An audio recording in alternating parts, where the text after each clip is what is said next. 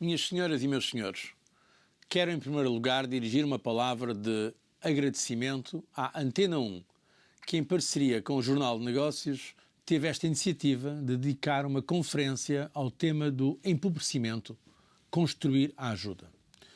Lamento não poder estar hoje convosco, mas é com prazer que me dirijo a vós deste modo, pois estou plenamente convicto da necessidade de tomar medidas decisivas, tendo em conta a situação de emergência social com que alguns Estados membros da União Europeia se confrontam, entre os quais Portugal.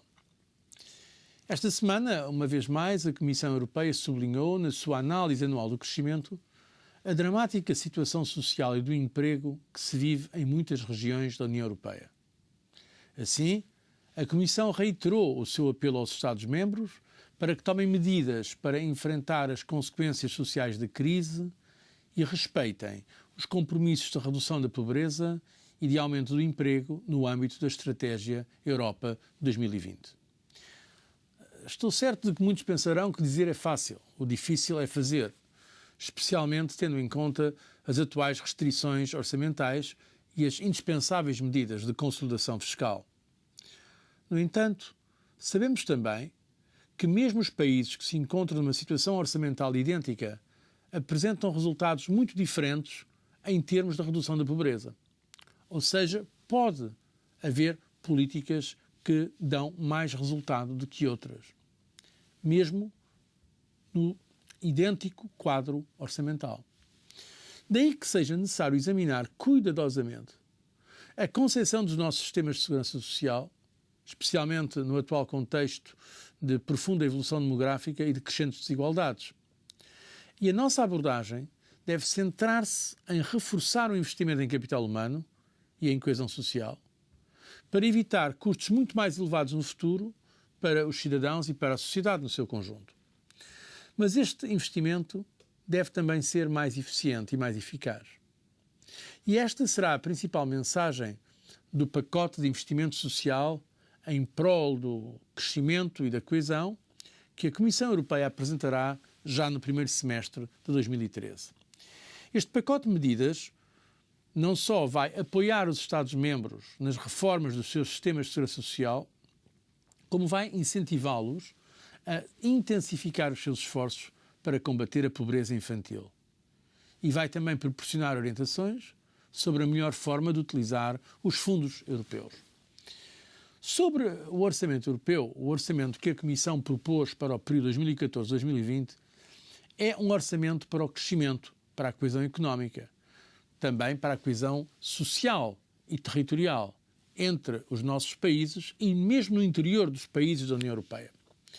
A nossa proposta de orçamento é de um orçamento com uma inegável dimensão social, visto que tem uma cota-parte claramente identificada para o Fundo Social Europeu, tem também um fundo, como o Fundo de Ajustamento à Modelização, de que aliás já beneficiaram muitos trabalhadores portugueses que tiveram que sair das suas fábricas ou das suas empresas por causa de ajustamentos. E também apresentamos um programa que é um fundo de auxílio europeu às pessoas mais carenciadas, que é aquele fundo que permitirá garantir o apoio aos bancos alimentares contra a fome que existem por toda a Europa, visto que temos hoje na Europa fenómenos preocupantes de pobreza e até de novos tipos de pobreza. A Comissão Europeia vai continuar a lutar por um orçamento que seja pertinente e que apoie verdadeiramente os cidadãos nos países que mais necessitam. Mas a verdade também é que estou preocupado neste momento em que vos falo, visto que, até agora, o resultado das negociações tem sido de mais e mais cortes relativamente ao projeto apresentado pela Comissão Europeia.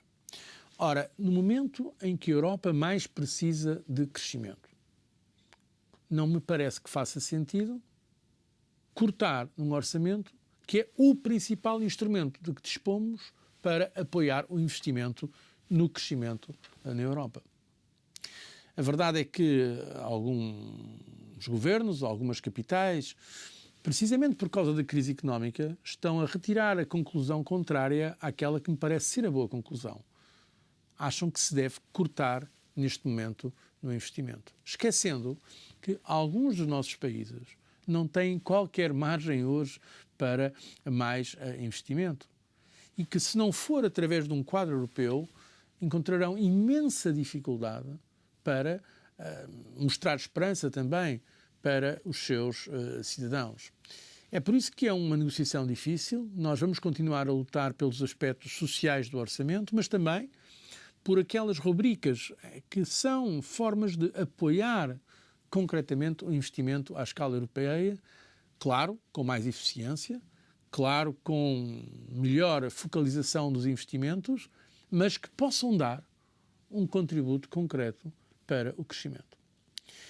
E antes de terminar, queria deixar uma palavra especialmente dedicada aos portugueses. Eu sei muito bem que o nosso país atravessa uma situação muito difícil, com o desemprego e a pobreza aumentarem. Os portugueses têm demonstrado uma coragem admirável e um notável empenho para resolver o momento complicado que o país atravessa. Momento esse que resulta não de políticas europeias, mas de excessiva dívida acumulada, de problemas persistentes de competitividade e de alguns outros estrangulamentos na nossa economia. Por isso, queria mais uma vez dizer que o objetivo das reformas em curso, aquelas que têm o apoio da União Europeia, é o regresso a uma situação de crescimento económico e de prosperidade. Desde logo, a possibilidade de Portugal se financiar nos mercados. Portugal poder responder também ao problema que é uma dívida pública, para além da dívida privada, extremamente elevada. A dívida pública é uma das mais sérias ameaças à coesão social, visto que cada euro gasto em juros da dívida é um euro que não pode ir para os serviços públicos, para a saúde pública, para a educação ou mesmo para a ajuda aos mais desfavorecidos. Daí que seja absolutamente necessário que Portugal mostre capacidade para reduzir, numa base sustentável, a sua dívida pública. Por isso quero dizer que Portugal não está de forma alguma condenado a empobrecer. Portugal pode e vai, com certeza, sair desta situação difícil. O que é importante é que, saindo de um processo difícil como aquele que vivemos hoje, não se pense que se pode voltar a práticas que são de um enriquecimento fácil, aparente, seja através da acumulação da dívida pública, seja através de dívidas privadas, insustentáveis, insuportáveis. Ora, como acredito profundamente nos portugueses e, de uma forma geral, também nos europeus, estou convencido que vamos mesmo conseguir. E posso ainda garantir-vos que durante este período de transição de uma economia de dívidas insustentáveis para uma economia de crescimento sustentável, a Comissão Europeia fará tudo para ajudar os mais desfavorecidos. Faremos tudo o que está ao nosso alcance com os instrumentos de que dispomos. Em alguns casos, estamos a pedir aos governos que nos deem mais instrumentos, porque a Europa em que acredito é uma Europa de solidariedade. Como tenho dito frequentemente nos últimos anos, esta é a hora da solidariedade europeia. E essa será uma prioridade para a Comissão Europeia. Estou certo que será igualmente para os governos europeus. Por isso, o próximo ano, 2013, que está dedicado aos cidadãos europeus, deverá também ser o ano da solidariedade europeia. Agradeço a vossa atenção e desejo maior sucesso para o vosso encontro.